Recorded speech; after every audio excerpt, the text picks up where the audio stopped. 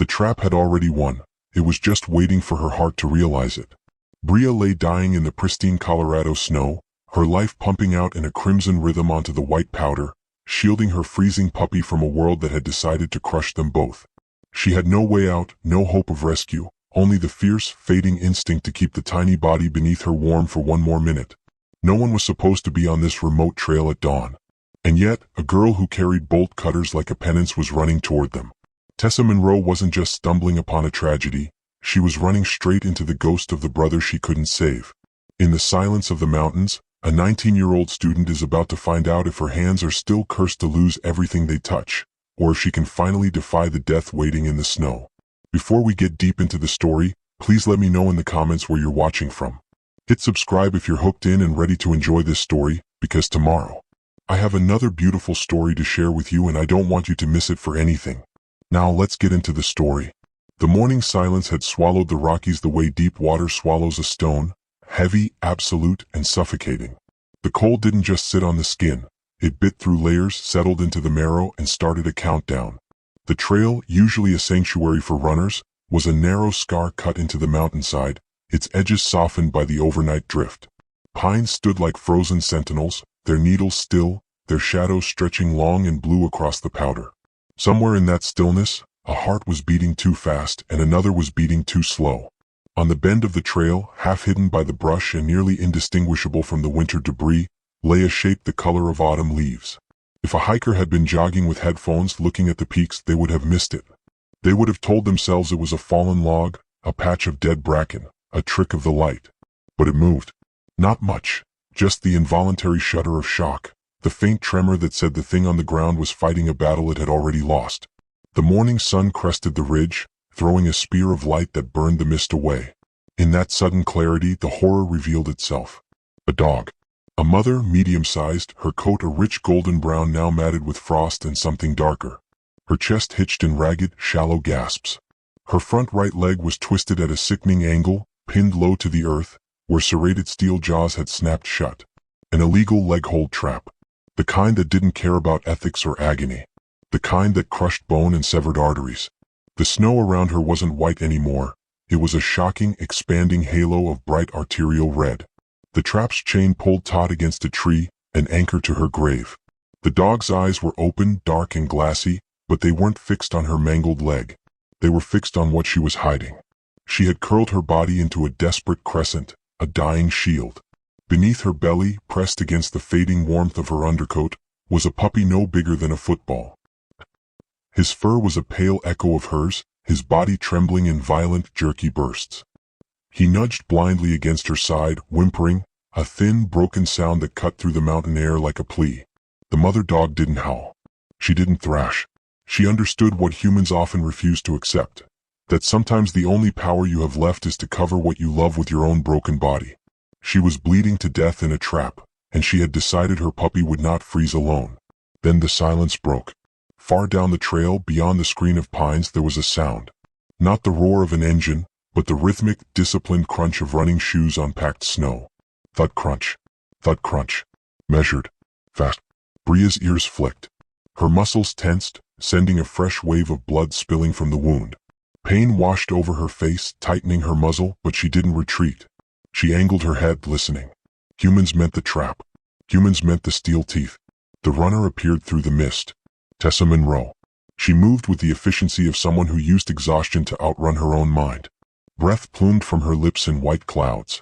On her back, strapped tight against her hydration pack, the red handles of heavy-duty bolt cutters bobbed with every stride, a strange, heavy promise she carried into the wilderness every day. She rounded the bend. Her eyes scanned the ground, a habit born of anxiety. Then she stopped. She didn't slow down, she stopped dead, her boots skidding slightly on the ice. The rhythm of the run vanished, replaced by the thundering of her own pulse. She stared at the patch of gold and red. The mother dog's lips peeled back, a low rumble vibrating in her chest, a warning born of terror. Tessa stood frozen. Her hands, gloved and trembling, didn't reach for the bolt cutters immediately. They shook at her sides. She wasn't seeing just the dog. She was seeing the river. She was seeing the moment 2 years ago when she reached out and grabbed nothing but water. "No," Tessa whispered, the word fracturing in the cold air. She took a step forward. The mother dog growled, a wet, gurgling sound. Tessa stopped again, her eyes locking not on the bared teeth, but on the puppy shivering beneath the bleeding flank. And in that frozen morning, with the ghost of her brother standing in the shadows of her mind, Tessa made a choice. She reached over her shoulder and gripped the cold steel of the bolt cutters. "I see you," she choked out, her voice trembling but her grip tightening. "I'm not leaving you." The air at 8,000 feet didn't just fill your lungs, it scoured them. Tessa Monroe welcomed the burn. It was the only thing that felt loud enough to drown out the noise in her head. Her running shoes crunched rhythmically against the packed snow of the fire trail, a hypnotic percussion that usually helped her forget, at least for an hour, that she was back in the same mountains where her life had split in two. Step breath. Step breath. On her back, the heavy canvas hydration pack didn't carry water. It carried 24 inches of tempered steel. The red-handled bolt cutters bounced slightly against her shoulder blades with every stride, a bruised reminder of why she was out here. Other 19-year-olds home for winter break were sleeping in or nursing hangovers. Tessa was patrolling. She told her mother it was for her degree, field research for the wildlife biology program at CSU. That was the lie that made it easier to look her mother in the eye. The truth was simpler and darker. Tessa was hunting for the things that snapped shut in the night. She crested a small rise, her breath pluming before her like dragon smoke. The sun was fully up now, turning the world into a blinding expanse of white and blue, but the temperature was still hovering in the single digits. It was a sterile, frozen world. Then the wind shifted. Tessa stumbled, breaking her rhythm. It wasn't a sound that stopped her, but a smell. Sharp, metallic, and warm. It cut through the scent of pine resin and ice like a serrated knife. Copper and salt. She knew that smell. She had scrubbed it off her hands 2 years ago, but it had never really left the back of her throat. What? Not the few drops from a rabbit caught by a fox. This was heavy. This was the smell of something open and draining. The dread started in her stomach, a cold stone dropping. Tessa stopped running. She stood perfectly still, turning her head into the breeze, scanning the pristine white tree-line. Silence hung heavy between the pines, but it was the wrong kind of silence. It wasn't peaceful, it was waiting. She followed the scent, stepping off the packed trail into the deeper powder. Her boots sank to her shins. 30 yards in, the white snow was marred by a splash of crimson so bright it looked like vandalism. Tessa moved faster, her heart hammering against her ribs. She pushed through a cluster of scrub oak and froze. The scene before her was a study in cruelty. The snow was no longer white, it was a slaughterhouse floor. In the center of the red stain lay a golden brown dog, her body contorted in a way that made Tessa's own joints ache. The dog, Bria, though Tessa didn't know her name yet, wasn't dead, but she was close. Her chest heaved in shallow, ragged hitches, the only movement in a body that seemed to be turning to stone. But it was the leg that made Tessa gag. The dog's right front paw was caught in the jaws of a rusted, heavy-gauge leg-hold trap. The steel teeth hadn't just held her. They had crushed through fur and muscle, biting down to the bone. The blood wasn't seeping, it was pumping. With every beat of the dog's failing heart, a fresh spur of bright red brightened the snow. The radial artery. The trap had severed the main line. "Oh God," Tessa whispered. The dog's eyes snapped to her. They were glazing over, heavy with shock, but the lip curled back in a silent, vibrating snarl. It was a pathetic, terrifying sound, the sound of a creature that knew it was dying but refused to stop fighting. Tessa took a step back, instinct warning her away from the teeth. That was when she saw the lump. Tessa had thought the dog was curled up for warmth, but as the mother shifted to bare her teeth, the curve of her belly was revealed. Tucked deep into the golden fur, soaking in the cooling blood of its mother, was a puppy. He was tiny, no bigger than a football, his fur a pale cream against the gore. He wasn't moving much, just a violent, rhythmic shivering that shook his entire small frame. Hypothermia. He was freezing to death in the shadow of his mother's execution. The sight of the two of them, the mother bleeding out to keep the puppy warm, the puppy shaking against the dying body, shattered Tessa's composure. The world tilted. Suddenly she wasn't on a snowy mountain. The white powder dissolved into rushing gray water. The roar of the river filled her ears, drowning out the wind.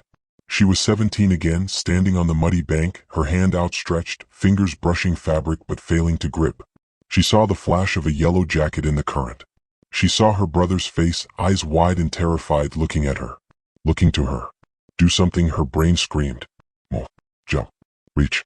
But in the memory, just like in reality, Tessa couldn't move. The paralysis seized her limbs, locking her muscles. It It was the freeze response, absolute and biological. She watched, trapped in her own body, as the yellow jacket bobbed once, twice, and then slipped under the gray surface. "You're doing it again," a voice whispered in her ear. "You're just watching."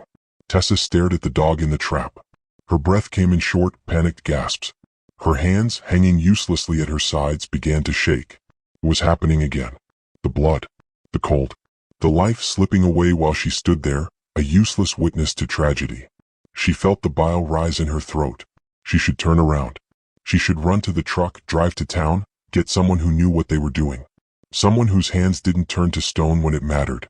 If she left now, she wouldn't have to watch the light go out in those eyes. The mother dog's head lolled, her snout dropping into the snow. The growl died in her throat, replaced by a wet, rattling exhale. The flow of blood from her leg slowed, not because the wound was clotting, but because there was less pressure behind it. She was emptying out. And then a sound broke the roar of the river in Tessa's mind. Meow. It was faint, barely more than a squeak. The puppy, sensing the drop in his mother's body heat, pushed his nose against her neck and cried. It was a sound of pure, instinctive need. A demand for life. That tiny noise cut through the panic like a bolt cutter through wire. The river receded. The gray water turned back into white snow. The yellow jacket became a golden puppy. Tessa blinked, the tears freezing on her lashes. She looked at her hands. They were trembling, yes, but they were hers. And this time she wasn't empty-handed. She felt the weight on her back. The steel. She had carried that weight for 2 years, hiking hundreds of miles, cutting rusted wire and dismantling empty traps, trying to balance a ledger that could never be balanced. But she had never been there before the death happened. She had always been the janitor of the aftermath. Not this time. The paralysis cracked. Anger, hot and sudden, flooded the space where the fear had been. Anger at the trap, anger at the person who said it, and anger at the universe for thinking it could take another life in front of her. "No," Tessa said. Her voice was unrecognizable, low, guttural, fierce. She swung the pack off her shoulders, the canvas hitting the snow with a dull thud. Her fingers, numb but determined, fumbled with the buckles until she gripped the red rubber handles of the cutters. She looked at the dying mother, meeting those fading, distrustful eyes. "Not today," Tessa hissed through gritted teeth, stepping into the circle of blood. "I am not losing you today." She dropped to her knees in the snow, the cold instantly soaking through her jeans, and reached out. The mother dog summoned one last surge of strength to snap at her hand, teeth grazing the glove, but Tessa didn't flinch. She couldn't afford to. Because as she looked closer at the trap, she realized the mechanism wasn't just rusted. It was jammed against the bone. And the only way to get it off was to hurt them both. Tessa lowered herself into the snow, the cold biting instantly through her running tights, but she didn't feel it. Her world had narrowed to a 3-foot radius of agony and steel. The air between her and the dog crackled with a tension that felt physical, sharp enough to cut skin. She laid the bolt cutters in the powder beside her, slowly, deliberately, like placing a weapon on a negotiation table. The heavy steel sank slightly, the red handles a stark, unnatural brightness against the white. "I know," Tessa murmured, her voice pitching low, trying to find a frequency beneath the dog's panic. "I know you don't trust me. I know humans did this." Bria's response was a guttural vibration that started deep in her chest and ended in a snarl. Her lips peeled back further, exposing gum and ivory. Even dying, even drained of half her blood, she was lethal. She shifted her weight, putting her body between Tessa and the puppy, her muscles trembling with the effort. A fresh pulse of blood spurted from the wound, painting a dark arc across the snow.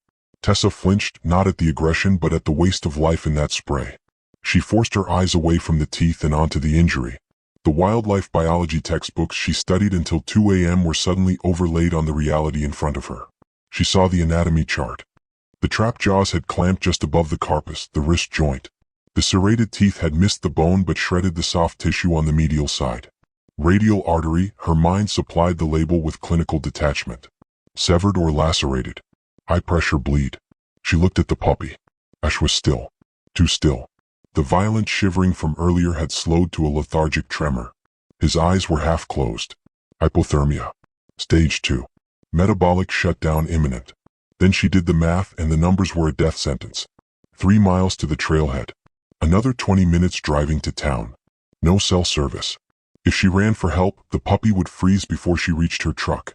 If she tried to carry them without stopping the bleeding, the mother would be dead before they hit the halfway mark. Okay, Tessa breathed, the word hanging in the steam of her breath. Okay. She had to do it all. Here. Now. With hands that felt like they belonged to a stranger. She looked at her own hands. They were vibrating. It wasn't just the adrenaline, it was the frequency of failure. She held them out, palms open, trying to show the dog she held no weapon, but all she saw were the hands that had failed her brother. The memory hit her like a physical blow to the chest. The icy spray of the river. The slick fabric of his jacket. The way his small hand had felt in hers, solid, real there, and then the sickening weightlessness as the current tore him away. The physics of it haunted her nightmares. The friction coefficient of wet skin, the force of water, the weakness of her own grip. She looked at the trap. She looked at the blood. The voice in her head, the one that sounded like her mother's grief, whispered, "You break everything you touch." Tessa squeezed her eyes shut. She could feel the panic rising, a gray tide threatening to drown her right there on the mountain. Her lungs seized. She couldn't breathe. She was back on the riverbank, screaming at the water. Whimper. The sound was so small it almost didn't exist. The puppy shifted, burrowing his nose into his mother's blood-soaked fur, seeking heat that was rapidly fading. Tessa's eyes snapped open. The river vanished. Her brother was gone. He was gone and she couldn't bring him back. But this puppy was warm. This dog was breathing. "My hands didn't save him," she whispered to the frozen air, a confession she had never spoken aloud. She looked at the bolt cutters. "But maybe they can save you." She moved. Tessa unzipped her heavy running jacket. The cold air rushed in, stinging her sweat-dampened shirt, but she peeled the layer off, shivering violently. "I'm going to cover your eyes," Tessa told the dog, her voice steadying. "You're going to hate it. But you have to trust me." She bunched the jacket in her hands. She had to be fast. If Bria bit her hand, the rescue was over. Tessa wouldn't be able to operate the cutters or carry them out. It was a gamble. She leaned forward. Bria snapped, her jaws clamping on the empty air inches from Tessa's face. The clack of teeth was sickeningly loud. "I know," Tessa said, not pulling back. "I'm sorry." She waited for the dog to inhale, a split-second pause in the aggression, and then she threw the jacket. It landed perfectly, draping over Bria's head and shoulders, muffling the world in darkness. The dog thrashed, a blind, terrified struggle, her head whipping back and forth.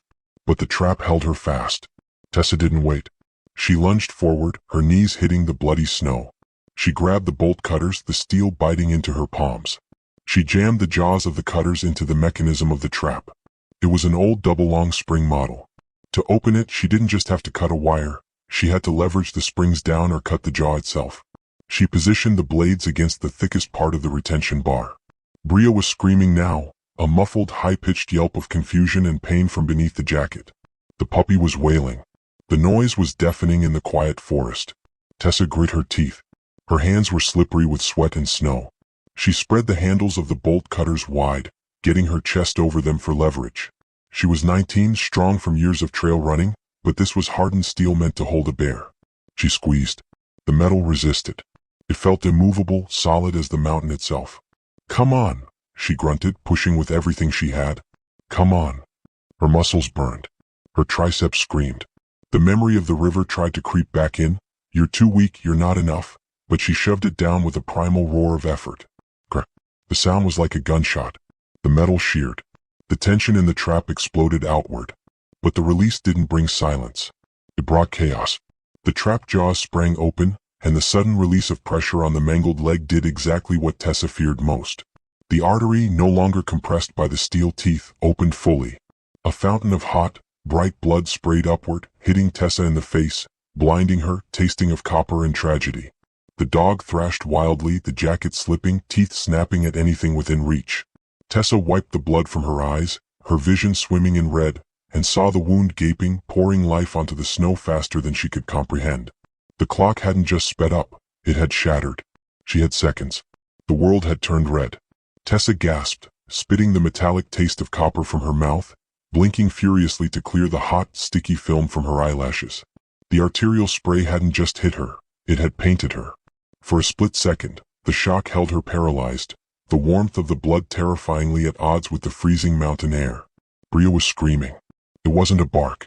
It was a high-pitched, frantic yelp of confusion and agony. The trap lay open in the snow, a useless jaw of rusted iron finally defeated, but the victory felt like a disaster. Freed from the crushing pressure of the springs, The damaged artery in Bria's leg was now unobstructed.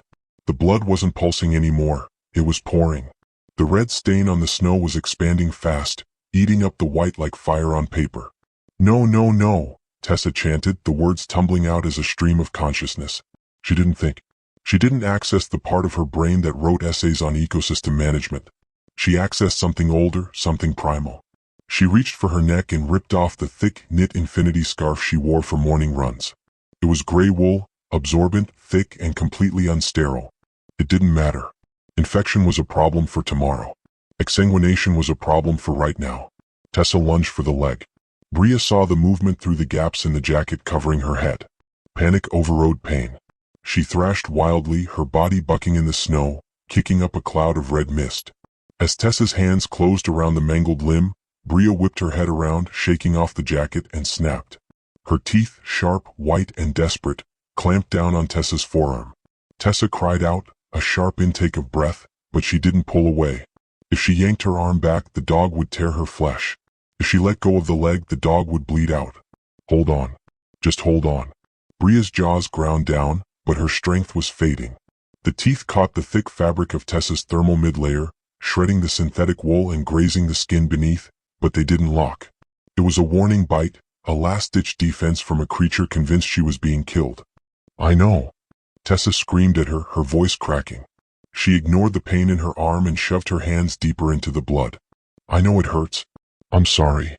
She jammed the wad of gray wool directly into the open wound. Bria howled, a sound that echoed off the pine trees and seemed to vibrate in Tessa's own bones. The dog tried to bite again, but her head fell back, too heavy to lift. Her eyes rolled, showing the whites, terror giving way to the gray fog of shock. Tessa leaned her entire body weight onto her hands. She pressed down on the scarf, crushing the wound, trying to become a human tourniquet. She could feel the blood pumping against her palms, a frantic, fluttering bird trying to escape a cage. It was hot, so incredibly hot against the ice-numb skin of her fingers. "Please," Tessa whispered, her forehead resting against her own forearms as she pushed. "Please don't die. Don't you dare die." She watched the scarf.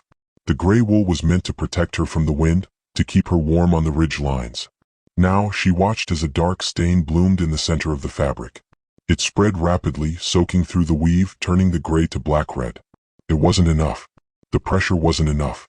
The blood was pushing through. Panic flared in Tessa's chest, the same panic she felt when the EMTs had shaken their heads on the riverbank. The feeling of resources running out. You need more compression. She looked down at herself. She was kneeling in snow, wearing only her thermal long-sleeve shirt now that her jacket was gone and her scarf was a bloody ruin. The wind was cutting right through her, freezing the sweat on her back. She didn't hesitate. Keeping her left hand jammed hard against the wound, maintaining the pressure, Tessa used her teeth to grab the hem of her thermal shirt. She bit down on the fabric and yanked upward, pulling her right arm out of the sleeve. She shivered violently as the mountain air hit her bare skin, covered only by a thin sports bra. She struggled, one-handed, ripping the shirt over her head. She bunched the thermal fabric, high-tech, moisture-wicking, designed for endurance, into a tight ball. "One more time," she told Bria. The dog's eyes were half-closed, her breathing shallow and rapid. "I'm going to hurt you one more time." Tessa lifted her left hand for a fraction of a second. The blood welled up instantly, terrifying in its volume. She slammed the thermal shirt down on top of the soaked scarf, doubling the bulk. She grabbed the loose ends of the scarf, which were now slick and wet, and wrapped them frantically around the bundle, tying a knot so tight her fingers cramped. Then she grabbed the leg with both hands, encircling the makeshift bandage, and squeezed. She squeezed until her knuckles turned white. She squeezed until her triceps burned. She squeezed as if she could physically force the life back into the dog's veins. Minutes passed. Or maybe hours. Time had no meaning. There was only the wind, the labored breathing of the dog, and the throbbing in Tessa's frozen arms. Slowly, agonizingly, the terrifying warmth against her palms began to change. The rapid, pulsing push of blood lessened. The dark stain on the thermal shirt stopped expanding. It held its edges. The flow had slowed to a seep. Tessa let out a breath she felt like she'd been holding for 2 years. She slumped forward slightly, her forehead resting on her bloody hands, her bare shoulders shaking in the wind. The silence rushed back in, filling the space where the panic had been. "I got you," she whispered into the dog's fur. "I got it." But as the adrenaline crashed, the reality of the mountain asserted itself. Tessa lifted her head and looked around. She was 3 miles from the trailhead. She was half naked in freezing temperatures. Bria was unconscious, weighing at least 60 pounds of dead weight. Ash was silent, tucked somewhere in the snow, freezing. Tessa looked at her hands. They were stained crimson up to the wrists. She looked at the trail, winding steeply upward through the trees, vanishing into the white. Stopping the blood was the easy part. Now she had to move a dying mother and a freezing puppy down a mountain that had killed people for less than a mistake. She shifted her weight, preparing to stand, and her boots slid on the ice. The ground beneath them wasn't just snow anymore. It was a slick, treacherous slope. Tessa swallowed hard, looking at the unconscious dog. How do you carry a life without letting it slip? She was about to find out. Because the snow was starting to fall again, and the wind carried a new sound. Not a rescue, but the deep, hollow moan of a storm rolling in over the peaks. The silence on the mountain was no longer empty. It was heavy, pressed down by the slate-gray sky that promised a storm. Tessa knelt in the snow, shivering violently in her sports bra and outer shell, the thermal layer gone to the wound. She looked at Ash. The puppy was a pale, trembling curl of fur in the bloody snow, his eyes squeezed shut against a world that had offered him nothing but ice. He was going to die. Not in an hour, but in minutes. Tessa didn't let herself think.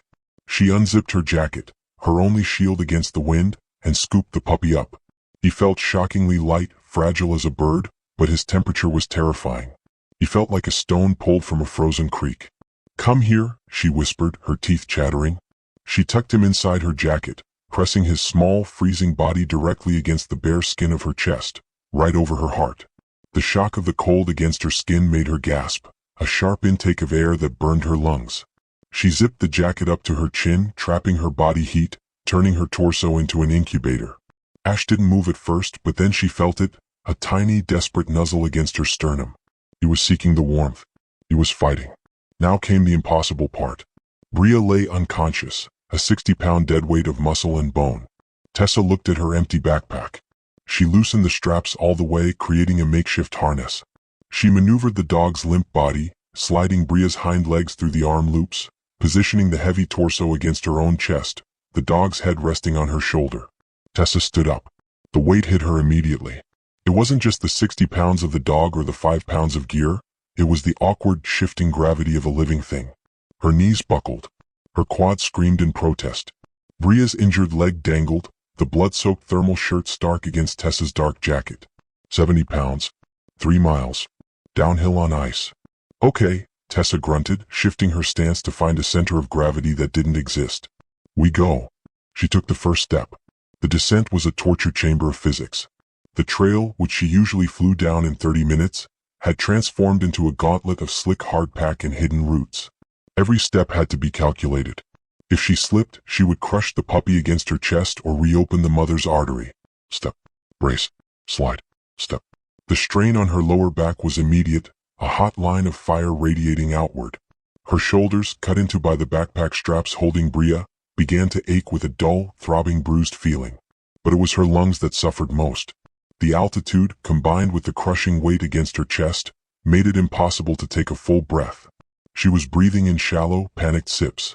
Bria groaned, a low, guttural sound of unconscious pain. Her head lolled, knocking rhythmically against Tessa's collarbone with every jarring step. Thud, thud, thud. Tessa started counting. It was the only way to keep the panic at bay. 1, she whispered, her voice lost in the wind. 2, 3, 4. She focused on her boots. Watch the placement. Watch the ice. Don't look at the blood on your sleeve. Don't look at the vast distance of trees still ahead. 55. 56. Don't stop. But the mind, deprived of oxygen and pushed to exhaustion, is a cruel theater. As the physical pain mounted, the mental walls crumbled. The rhythmic thud of Bria's heart against her chest began to sync with a memory she had spent 2 years running from. Suddenly, the snow under her boots wasn't snow. It was the mud of the riverbank. The wind rushing past her ears wasn't the storm. It was the roar of the current. She saw him. She saw her brother, his yellow life jacket bright against the gray water. She felt the ghost of his hand slipping from hers. The weight she was carrying now, this heavy, limp body, morphed into the weight of the body they had pulled from the water 3 miles downstream. You dropped him, the wind hissed. You let go. I didn't, Tessa whimpered, stumbling over a root. I tried. You froze. You watched him die. 99. 100. She was sobbing now, dry, gasping sobs that hurt her ribs. The tears froze on her cheeks instantly. The image of her mother's face at the funeral, that hollow, shattered look, flashed before her eyes, superimposed over the pine trees. Her mother hadn't screamed when they told her. She had just collapsed as if her bones had turned to water. The scream had come later at night, through the thin walls of their cabin. Tessa heard it every night for a year. Don't drop them. Don't you dare drop them. Tessa's boot hit a patch of black ice hidden beneath a dusting of powder. There was no time to correct. Her feet went out from under her. Gravity took over. She fell hard on her right side, twisting her body violently in midair to take the impact on her shoulder and hip, desperately trying to protect the puppy in her jacket and the dog in her arms. Crunch. The impact knocked the wind out of her. Pain exploded in her rib cage, a sharp, white-hot, jagged line of agony. Her head slammed against the packed snow, filling her vision with stars. She lay there, gasping, unable to draw air into her seized lungs. The world spun.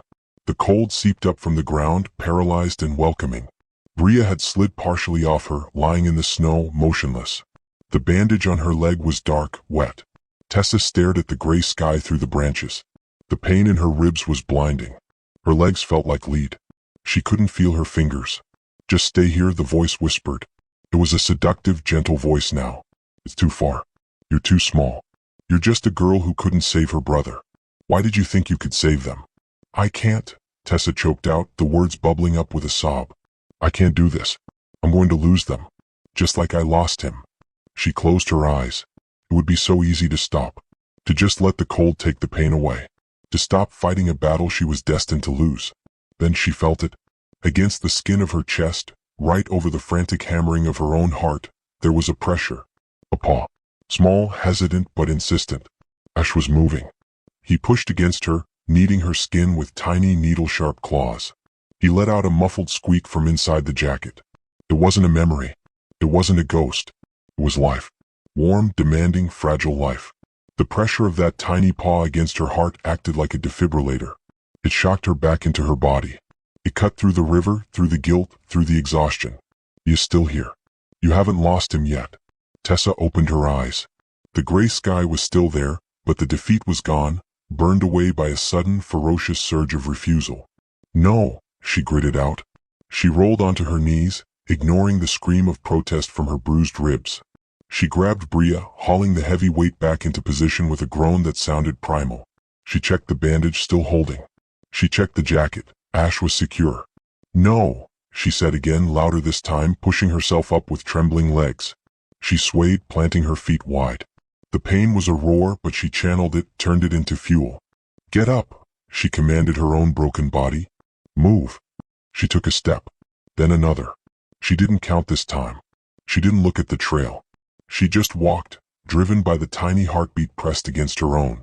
But as she rounded the next switchback, the wind died down just enough for her to hear it, a sound that shouldn't be there. A low, guttural vibration coming not from the puppy, but from the limp dog in her arms. Bria's breathing had changed. It wasn't the rhythmic wheeze of unconsciousness anymore. It was the bubbling, wet rattle of fluids collecting where they shouldn't be. The silence of the woods was suddenly broken by the sound of a lung struggling to fill, and Tessa knew, with a terrifying certainty, that the hardest part of the mountain wasn't behind her. It was waiting in the mile she still had to cross. The mountain didn't beat you with steepness. It beat you with attrition.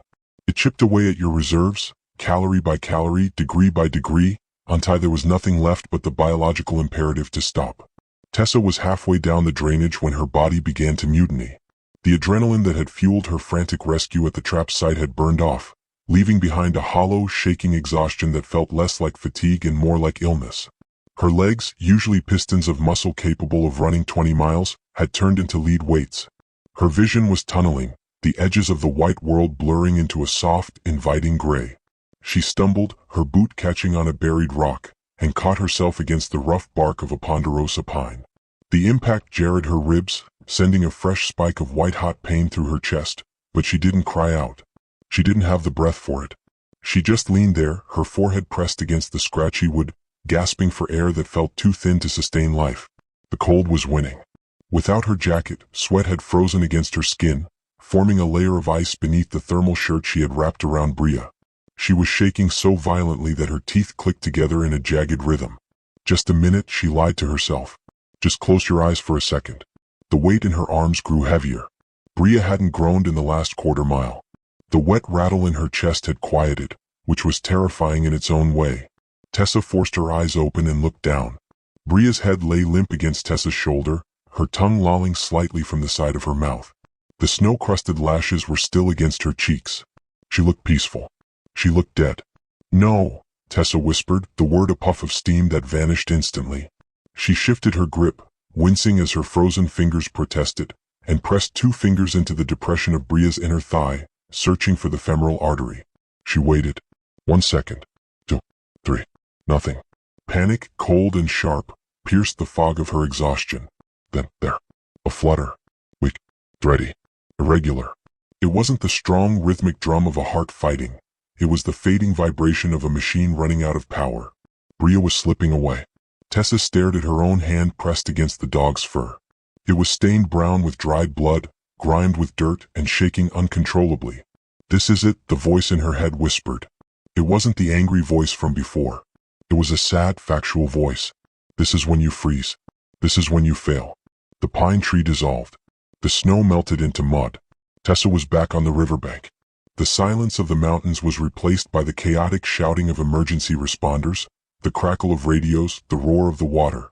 She was looking down at her hands, but they weren't on a dog. They were laced together on the center of a small, wet chest. 1, 2, 3, 4. She was pushing. Hard. Too hard? Not hard enough? Her brother's skin was blue. His eyes were open, staring at the sky, seeing nothing. She pumped his chest, desperate to force the world to start turning again, to force the air back into him. Come on, come on, come on. She pumped until her arms burned, until she was screaming inside her own head. But he didn't gasp. He didn't cough up water. He just lay there, a doll broken by the river. Then, the gentle hand on her shoulder. The EMT, a large man with kind eyes that looked devastatingly sad. He didn't pull her away, he just touched her. It's okay, honey, he had said, his voice soft enough to break her. You can stop now. You did good. But you can stop. You can stop. Tessa leaned her head back against the tree, tears leaking from her eyes to freeze on her cheeks. She looked at her hands now, covered in Bria's blood, useless, shaking. I'm sorry, she whispered to the unconscious dog. I'm so sorry. She slid down the tree trunk a few inches. Her legs were giving out. It would be so easy to just sit here. To hold them while the cold took them all. At least they wouldn't be alone. At least she wouldn't have to face the moment when the vet told her she was too late. It was better to fail here in the quiet than to hope and fail later. The silence stretched, heavy and final. And then the mountain spoke. Bark. It was distant, carried on the wind from miles away across the valley. A coyote? A farm dog on a distant ranch? It was sharp, wild, and defiant, a sound of life asserting itself against the vast, frozen emptiness. Tessa didn't move. But Bria did. Against Tessa's chest, the heavy, limp head shifted. The left ear, the one not pressed against the jacket, twitched. It swiveled toward the sound. It was a microscopic movement, a reflex, but it hit Tessa like a slap in the face. Even in the dark, even drained of blood, even dying, Bria was listening. Her body was broken, her consciousness was gone, but the deep, ancient instinct to survive was still firing. She was still tracking the world. She was still guarding the puppy. Tessa looked down at the jacket where Ash was tucked. He wasn't shivering anymore, but she could feel the faint, steady warmth of him against her skin. He was holding on. They didn't give up, Tessa realized, the thought cutting through the hypothermic fog. She fought the trap for hours. He fought the cold. They fought until they physically couldn't move. She looked at her own legs. They were tired, yes. They hurt, yes. But they worked. She was the only one here who was choosing to surrender. No, Tessa gritted out. The shame was hotter than the cold. She wasn't the victim here. She wasn't the one in the trap. She was the one with the bolt cutters. She was the one with the breath in her lungs. To sit here and feel sorry for herself while Bria fought for one more heartbeat was the ultimate betrayal. Not this time, she hissed. She planted her feet. She grabbed the rough bark of the pine tree with one hand, her fingernails digging in until they broke. She gritted her teeth and pushed. Her quads screamed. Her back seized. The pain in her ribs flared so bright she saw spots. But she forced her body upward, inch by inch, defying the gravity that wanted to pull her down into the memories. She stood. She swayed, dizzy and sick, but she stayed upright. She adjusted the weight of the dog, pulling Bria tighter against her chest, feeling that faint, thready heartbeat against her own. "We are leaving this mountain," Tessa told the wind. She took a step. It was agonizing. Her knee wobbled. She forced another. Step. She didn't look at the summit. She didn't look at the trees. She looked at her boots. Just one more step. Then one more. She fell into a trance of pain and motion, a robot made of grief and muscle. Minutes bled into something else. Time dissolved. There was only the crunch of snow, the labor of her breath, and the weight. Then the texture of the ground changed. The deep powder gave way to a hard, icy rut. Tessa lifted her head. Through the swirling snow she saw a shape. Rectangular. Dark. Covered in a layer of fresh white. Her truck. Relief washed over her so intensely her knees almost buckled again, but then she saw it. The dark pool of fluid beneath Bria's leg had soaked through the thermal shirt. It was dripping now. A steady, dark rhythm on the white snow. Drip, drip, drip. The bandage had failed. Bria wasn't just bleeding, she was emptying. The trailhead wasn't the finish line. It was just the start of a race Tessa was already losing. The sight of the battered Toyota Tacoma was the first thing that made Tessa want to cry. It wasn't a chariot, it was just a truck covered in road salt, but to her exhausted mind, it looked like the only thing in the world that wasn't trying to kill them. She fumbled for her keys, her fingers so numb they felt like wooden dowels. She dropped them in the snow. "No, no, no," she sobbed, dropping to her knees, scrabbling in the powder. She found the fob, pressed the unlock button, and yanked the back door open. The interior smelled of old coffee and pine air freshener, a jarringly normal scent for a morning that had turned into a nightmare. Loading Bria was an exercise in desperation. Tessa couldn't be gentle. She didn't have the strength left for grace. She heaved the dog's 60-pound limp body off her chest and maneuvered her onto the back seat. Bria hit the upholstery with a wet thud, her head lolling dangerously off the edge. Tessa scrambled into the front seat, not bothering to zip her jacket. She placed Ash, still tucked inside the bundle of her outer shell, on the passenger seat, wedging him securely against the backrest so he wouldn't fly forward. "Stay with me," she shouted at the rearview mirror, though she wasn't looking at herself. She was looking at the dog in the back. She fired the engine. The heater blasted cold air, mocking her. Now came the geometry of survival. Tessa shifted the truck into drive, but she didn't put her right hand on the wheel or the shifter. She twisted her torso, reaching her arm back through the gap between the bucket seats. She found Bria's leg blindly, her fingers sinking into the sodden, freezing mess of the thermal shirt. She found the wound. She pushed. "Okay," she grit out. "Okay." She steered with her left hand, her wrist draped over the top of the wheel. Her right shoulder screamed in protest at the unnatural angle, the muscles seizing instantly, but she locked her elbow. She became a human strut, transferring the weight of her desperation directly into the dog's artery. She hit the gas. The Tacoma fishtailed, the rear tires spinning on the ice before biting into the gravel. Tessa didn't let up. She corrected the skid with a sharp jerk of her left wrist and accelerated. The road down from the trailhead was a ribbon of terror, 3 miles of switchbacks with a sheer drop on one side and a rock wall on the other. Usually she drove it at 20 miles per hour. Today the speedometer climbed to 40, then 45. Every curve was a gamble. If she braked too hard, the truck would slide into the abyss. If she didn't brake enough, centrifugal force would rip her hand away from Bria's leg. Hold on. Just hold on. The cab was silent except for the roar of the engine and the heater finally kicking out lukewarm air. Bria was making no sound. No groans. No shallow breaths. Just the silence of a battery running down. "Don't you do it," Tessa warned, her voice shaking as she took a hairpin turn too fast. The tire screamed. "You didn't fight that trap all night just to die in my back seat." She couldn't see the wound, but she could feel it. The warmth was still seeping out, slick and terrifying against her numb fingertips. Every bump in the road jarred her arm, sending fresh spasms of pain through her shoulder, but she visualized her hand turning to stone. If she let go, the blood pressure would drop to 0. If she let go, the story ended. The trees whipped past, a blur of green and white. The road leveled out. The rural highway. She floored it. 60. 70. The vibration of the truck rattled her teeth. She was driving entirely on reflex, her eyes scanning the horizon for the flashing lights of a sheriff or the grill of an oncoming semi. There was nothing. Just the gray sky and the black asphalt. And then the town. The transition was jarring. 1 minute she was in the primal wilderness. The next she was passing gas stations, a post office, a diner with a neon open sign. The normalcy of it felt obscene. How could people be buying coffee while death was sitting in her back seat? The stoplight ahead turned yellow. Tessa's instinct was to run it. But a minivan was already turning into the intersection. She slammed on the brakes. The truck skidded, anti-lock brakes pulsing, coming to a shuddering halt just behind the white line. The truck idled. The world stopped moving. And in that sudden stillness, the adrenaline that had been holding Tessa together evaporated. She looked down. Her right arm was still twisted back, disappearing between the seats. Her left hand was gripping the steering wheel so hard the leather creaked. But it was the color that stopped her heart. Her left hand was caked in dried, brown blood. Her jacket, where she had held Bria, was smeared with it. The center console had drops of it. The silence of the cab rushed in, heavy and suffocating. Drip, drip. Tessa stared at the blood on her knuckles. The interior of the truck dissolved. Suddenly she wasn't in a truck. She was kneeling in the mud. The sound of the heater became the rush of the river. The light turning red above her wasn't a traffic signal. It was the color of the emergency lights reflecting off the water. She looked at her hands, and they were 17-year-old hands again. Useless hands. He's not breathing, a voice screamed in her mind. Why isn't he breathing?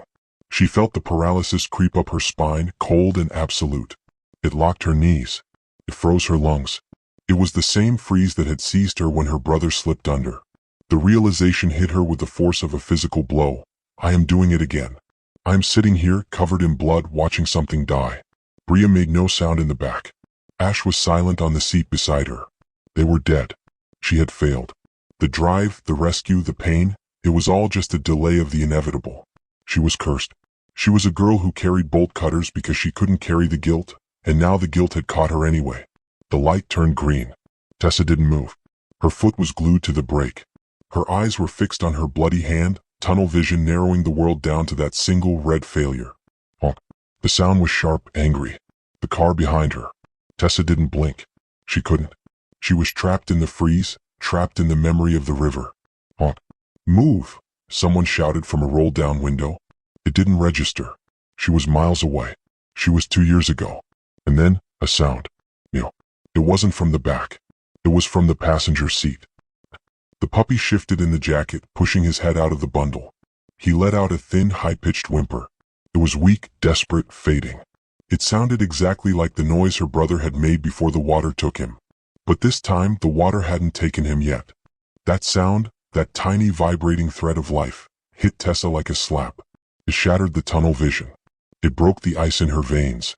The flashback shattered. The river vanished. She was in a truck. The light was green. The puppy was crying. No, Tessa whispered. The paralysis broke, replaced by a surge of white-hot fury. Fury at the driver behind her. Fury at the world. Fury at death itself. And oh, she screamed.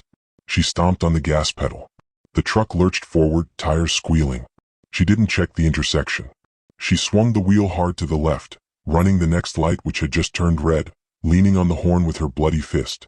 Blare. Cars swerved. Someone flipped her off. She didn't care. She drove like she was outrunning a ghost.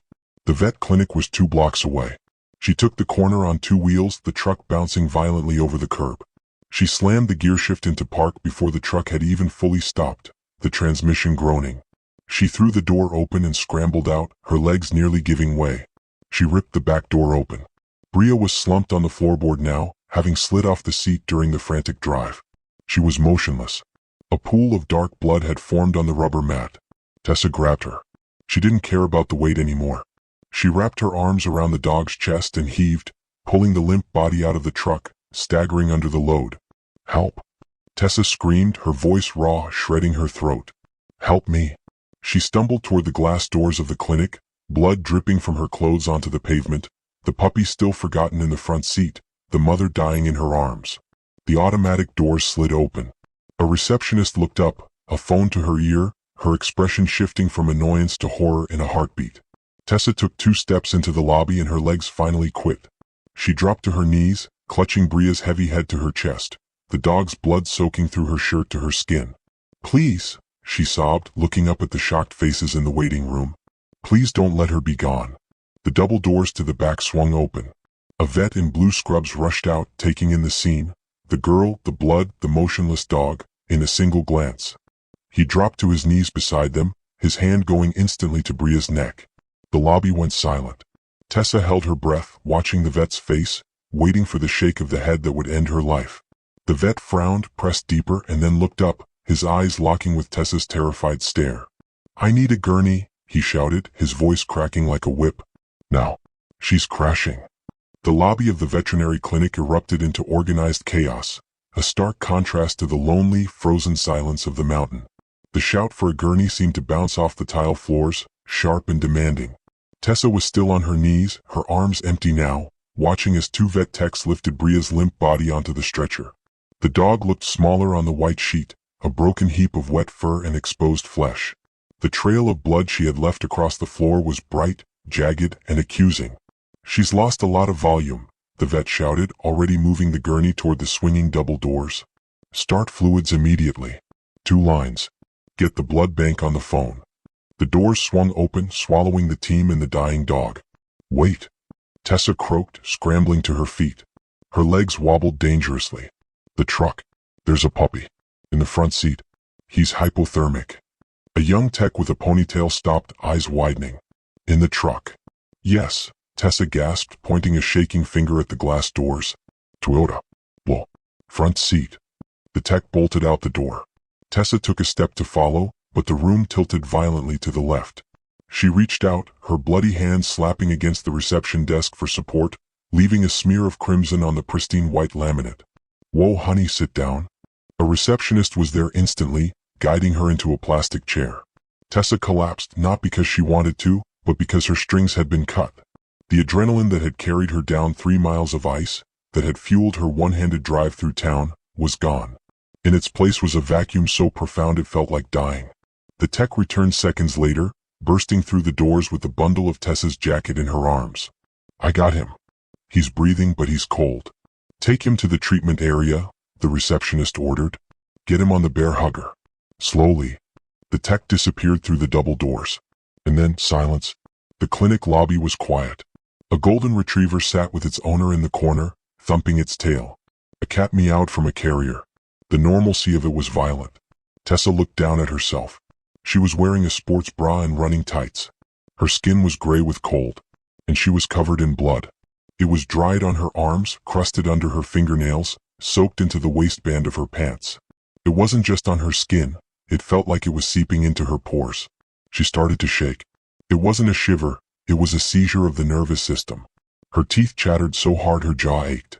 Her hands vibrated in her lap, uncontrollable and useless. "Here," a soft voice said. A warm, heavy weight settled over her shoulders. A nurse had brought a heated blanket. She tucked it around Tessa, covering the blood, covering the shame. "I brought you some coffee," the nurse said gently, placing a paper cup on the low table beside the chair. "Can I call someone for you?" Tessa stared at the steam rising from the cup. She couldn't lift it. She tried, she would spill it. Her hands refused to obey. "No," Tessa whispered. I have to wait." The nurse nodded, a look of profound pity in her eyes, and retreated to the desk. Time became a physical thing, a heavy, suffocating blanket. The clock on the wall ticked with agonizing slowness. 1 o'clock became 2. 2 became 3. Every time the double doors opened, Tessa flinched, her heart hammering against her ribs, expecting the vet to walk out with that specific, somber expression she knew too well. The expression that said, "We tried." The expression the EMTs had worn on the riverbank. She couldn't sit still anymore. She stood up, the blanket falling to the floor, and walked to the small patient restroom. She locked the door and turned on the faucet. She thrust her hands under the scalding water. She pumped the pink soap, scrubbing frantically.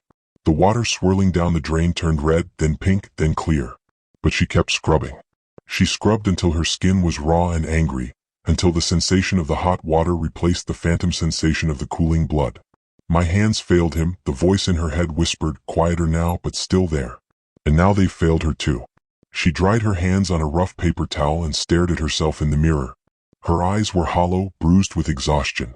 She looked like a ghost who had forgotten to die. She pulled her phone from her pocket. It had miraculously survived the fall on the mountain. She dialed the number she knew by heart. "Tessa." Her mother's voice was warm, surprised. "I thought you were still on your run. Everything okay?" Tessa opened her mouth, but no sound came out. A sob trapped in her throat choked her. Tessa. Her mother's voice sharpened. What's wrong? Mom, Tessa managed to choke out, leaning her forehead against the cool tile of the bathroom wall. I found a dog. In a trap. Oh my God. She was dying, Mom. There was a puppy. I tried. I carried them down. But there was so much blood. Tessa slid down the wall until she was sitting on the floor, her knees pulled to her chest. I don't know if I did enough. I don't think I did enough. There was a pause on the line. Then her mother spoke, her voice fierce and steady, the voice of a woman who had survived the drowning of her son. You didn't run away, her mother said. You stopped. You tried. That is all anyone can do, Tessa. The outcome isn't up to us. The trying is. Tessa closed her eyes, tears leaking out hot and fast. It doesn't feel like enough. It never does, her mother whispered. Come home when you can. Tessa hung up. She sat on the bathroom floor for another 10 minutes, gathering the pieces of herself, before walking back out to the waiting room. The shadows outside were lengthening. It was 5 o'clock. The clinic was closing. The lobby was empty except for the receptionist who was typing quietly. The double doors swung open. Tessa stood up. Her heart stopped. The vet walked out. He looked exhausted. There was blood on his surgical greens and his cap was pulled off, revealing matted hair. He pulled his mask down, rubbing a hand over his face. He looked at Tessa. He didn't speak for a long moment. Tessa braced herself. She prepared her face for the blow. She prepared to hear the words cardiac arrest or shock or sorry. She made it, the vet said. The air left the room. Tessa blinked. What? She made it, he repeated, a tired smile touching the corners of his mouth. It was close. She flatlined once on the table, but we got her back. We repaired the artery. She needed 3 units of plasma and a lot of fluids, but she's stabilizing. Her pressure is holding. Tessa stared at him, unable to process the language of survival. And the puppy? She whispered. He's tough, the vet chuckled softly. His temp is back to normal. He's eating.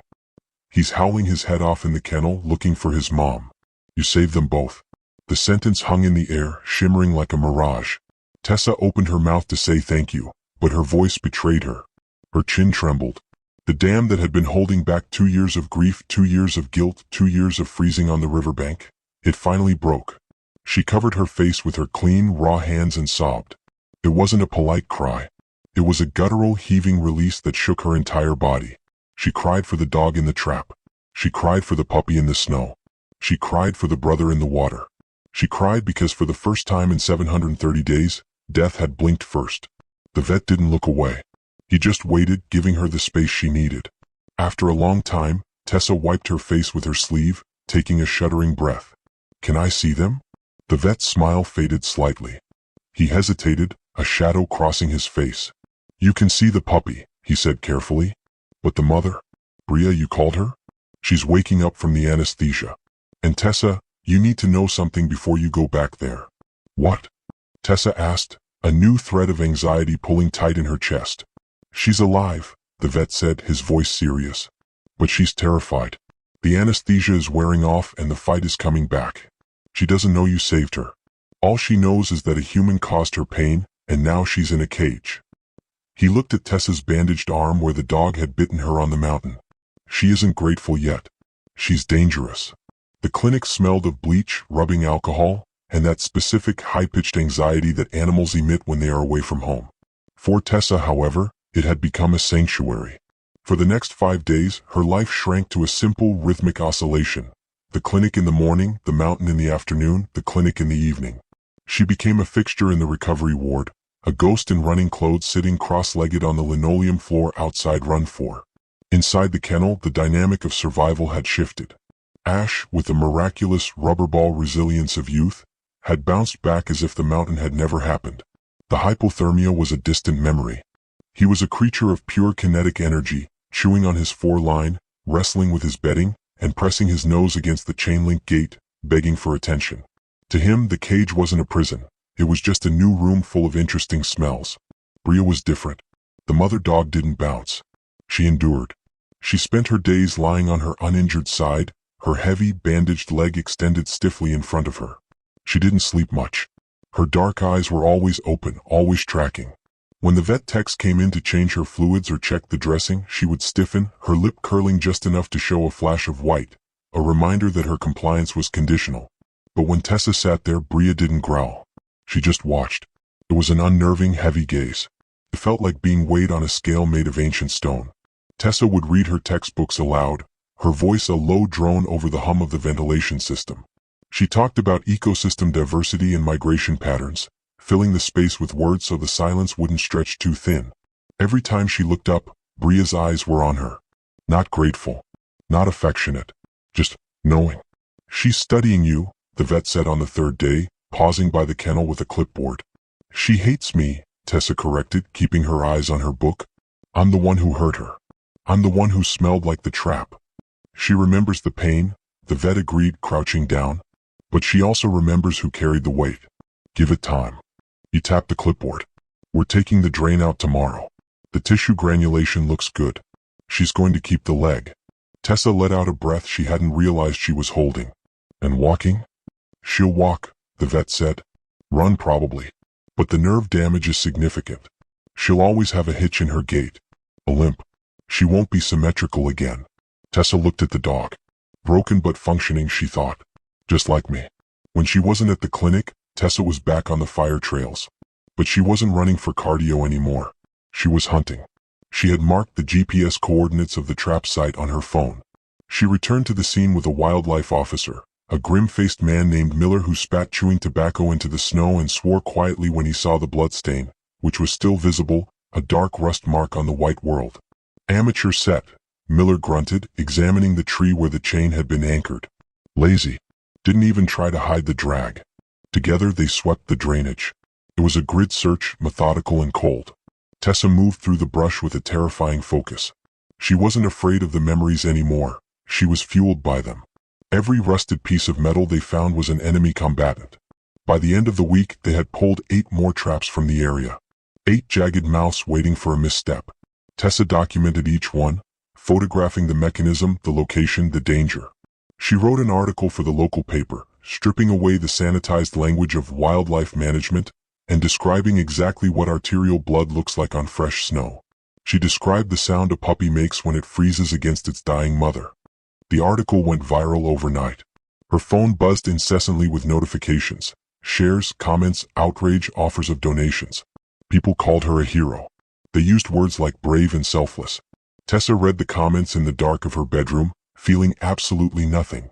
It felt like reading a story about someone else. A hero doesn't freeze at traffic lights.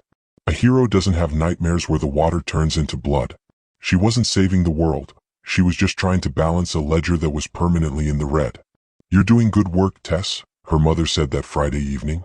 They were in the kitchen. The house was quiet, the only light coming from the stove hood. Tessa was staring into a mug of tea, watching the steam rise. It's just cleanup, Tessa muttered. It's just janitorial. It's saving lives, her mother corrected gently. She leaned against the counter, watching her daughter with that same penetrating look Bria used.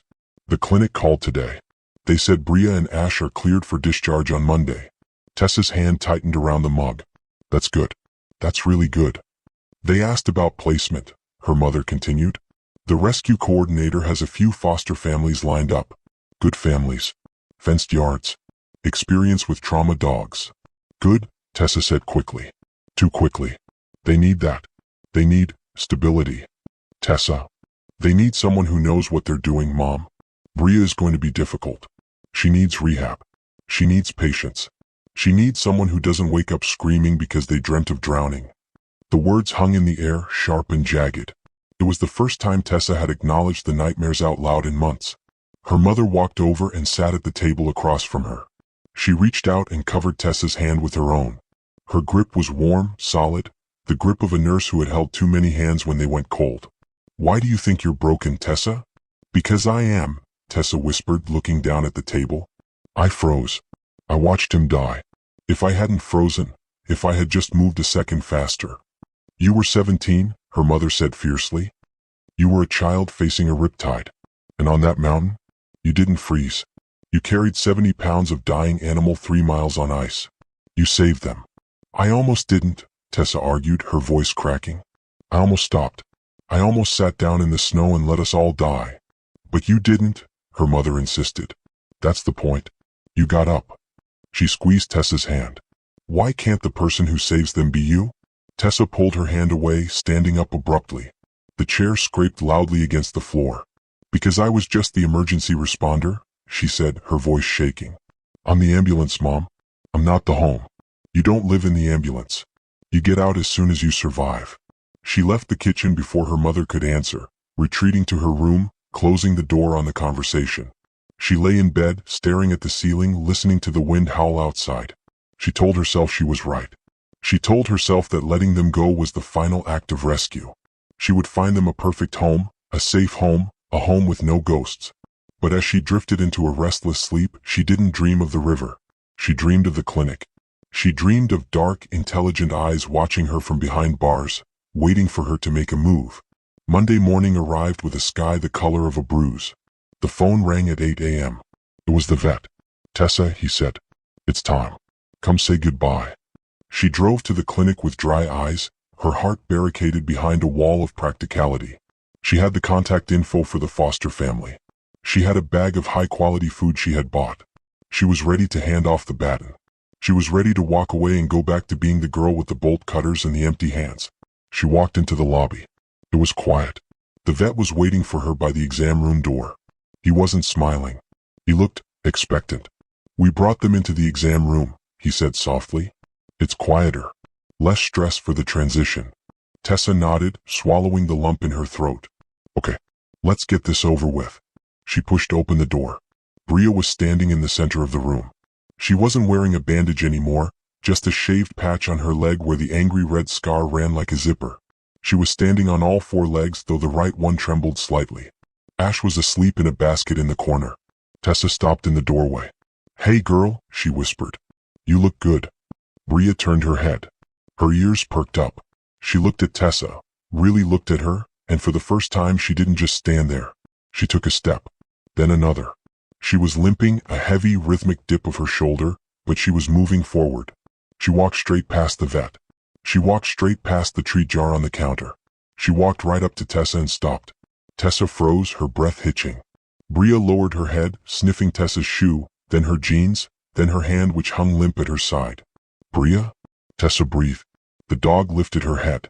And then she did something that stopped time completely. She didn't wag her tail. She didn't lick Tessa's hand.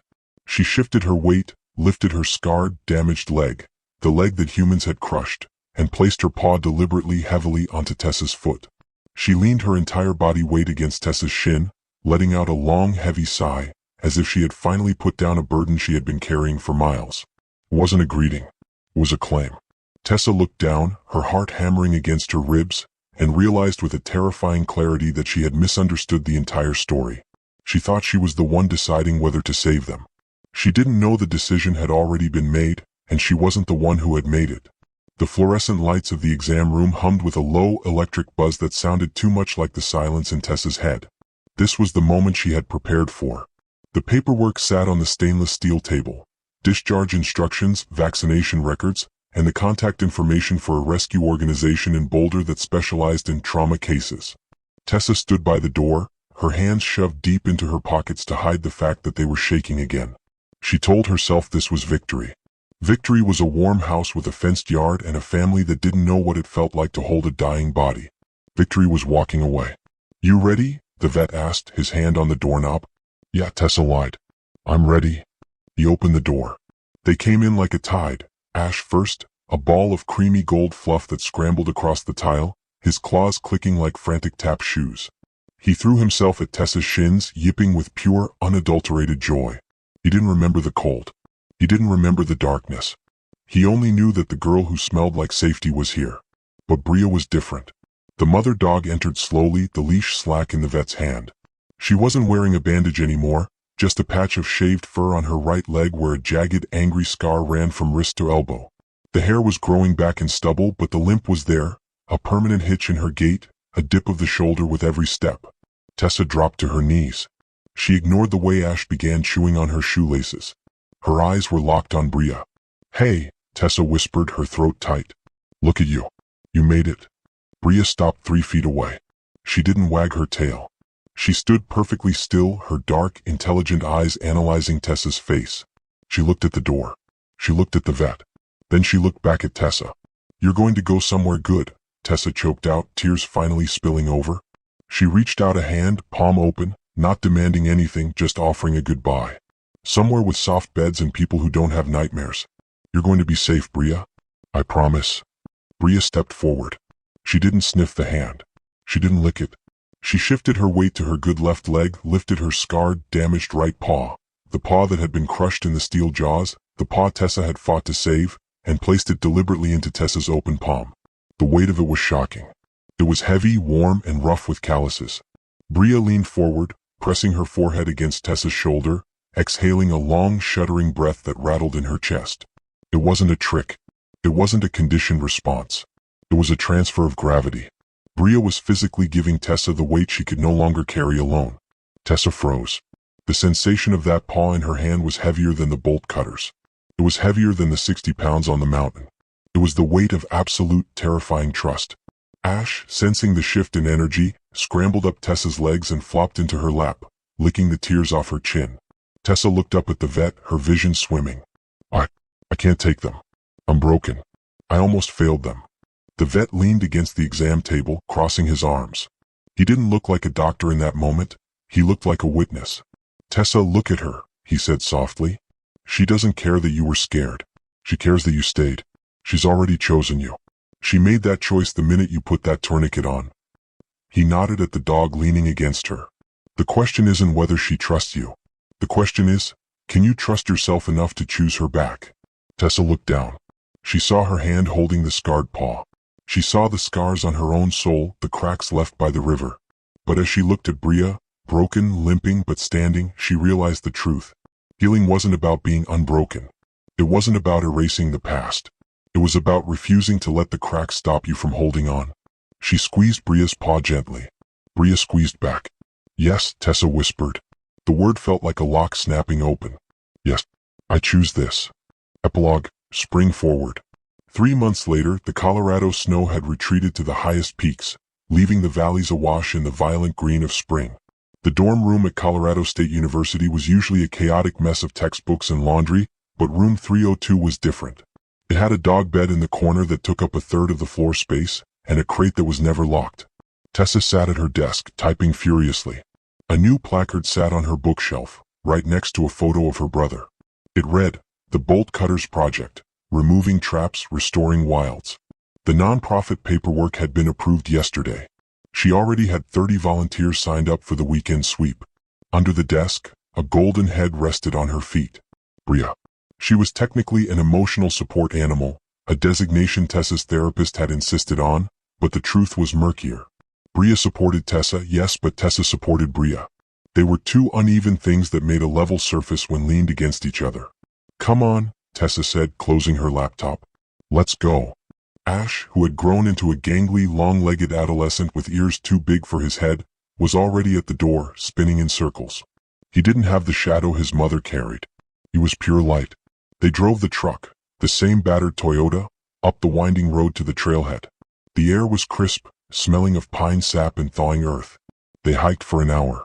Bria moved slower than the other dogs on the trail, her gait dipping rhythmically with her permanent limp, but she never fell behind. She stayed at Tessa's heel, a silent, golden shadow. They reached the spot. The snow was gone, replaced by a carpet of pine needles and early wildflowers. But Tessa knew the tree. She knew the exact angle of the slope. She knelt in the dirt. She took the small wooden placard she had carved and hammered it into the ground near the base of the pine. It didn't have a name on it. It just had a date and 3 words, "We didn't freeze." Tessa reached back and touched the bolt cutters strapped to her pack. They were heavy, scratching against her shoulders, but they didn't feel like a burden anymore. They felt like a tool. She closed her eyes and let the mountain silence wash over her. For the first time in 3 years, she didn't hear the river. She heard the wind in the trees. She heard Ash crashing through the brush chasing a squirrel. She heard Bria's steady, rhythmic breathing beside her. She thought of her brother. She saw his face not drowning but smiling. And she realized that the grief hadn't gone away, but it had changed. It was no longer a cage. It was just the price of love. "I didn't freeze," she whispered to the mountain. "Not this time." Bria leaned hard against her leg, a solid, warm pressure. Tessa buried her hand in the thick fur of the dog's neck, feeling the scar tissue under the coat. "Ready?" Tessa asked. Bria looked up, her dark eyes clear and bright. She gave a short, sharp bark, the sound of a survivor. Tessa stood up. She clipped the leash onto Bria's collar, whistled for Ash, and turned back toward the trail. They walked down the mountain together, a girl with bolt cutters and two dogs who walked with the swagger of things that had looked death in the eye and blinked. She had learned that strength wasn't preventing loss. It was choosing to love anyway, knowing loss was possible. It was carrying bolt cutters into the wilderness, not because you could save everything but because you refused to stop trying. And as they disappeared around the bend, the sun hit the red handles of the cutters on her back, flashing like a signal fire, a promise that the next time the trap snapped shut, someone would be coming. Tessa stopped when everyone else kept driving. She carried 70 pounds of dying weight down an icy mountain because she refused to look away. Now you have a choice too. You can scroll past the story like it never happened, or you can help us expose the cruelty of these traps. Don't just watch. Join the fight. Hit subscribe to stand with the rescuers. Like this video so the algorithm can't ignore it. And comment, I would stop, if you would have carried her down that mountain too.